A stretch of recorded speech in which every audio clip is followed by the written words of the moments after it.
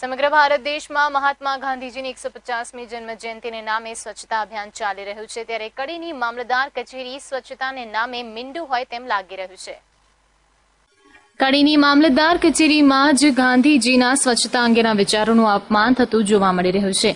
કડી તાલુકામાં આવેલ નાની મોટી સહકારી કે સરકારી સંસ્થાઓ, શાળાઓ, કોલેજો વગેરેમાં મામલતદાર કચેરી દ્વારા જ સ્વચ્છતા અંગેના પરિપત્રો કરવામાં આવતા હોય છે, ત્યારે ચોર કોતવાલને દંડે એવી વાત કડી મામલતદાર કચેરીમાં ગંદકી સ્વરૂપે જોવા મળી રહી છે।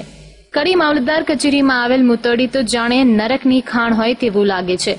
કચેરીના ખૂણે ખૂણેમાં કચરાના ઢગ દેખાય છે અને મૂતરડીમાં નળ પણ નથી, પાણીની કોઈ જ વ્યવસ્થા નથી ને બીજી બાજુ કડી નગરપાલિકાને ઉત્તર ગુજરાતમાં સ્વચ્છતા માટે પ્રથમ નંબર આવેલ તે વાતને હજી તો 4-5 મહિના જ થયા, ત્યારે કડી નગરપાલિકાના ટ્રેક્ટર કચરો લેવા આવે છે કે કચરો ફેંકવા તે જ ખબર નથી પડતી। ટ્રેક્ટરની ટ્રોલીનો દરવાજો વાંખવાની જહેમત પણ નગરપાલિકાના કર્મચારી ઉઠાવતા નથી, જેથી નગરમાં કચરો રોડ પર ફેલાય છે, ત્યારે તંત્ર ઝડપથી આ અંગે કોઈ પગલાં લે તેવી માંગ ઉઠવા પામી છે। વિશાલ ઠાકોર સાથે લાઈવ ગુજરાત ન્યૂઝ, કડી।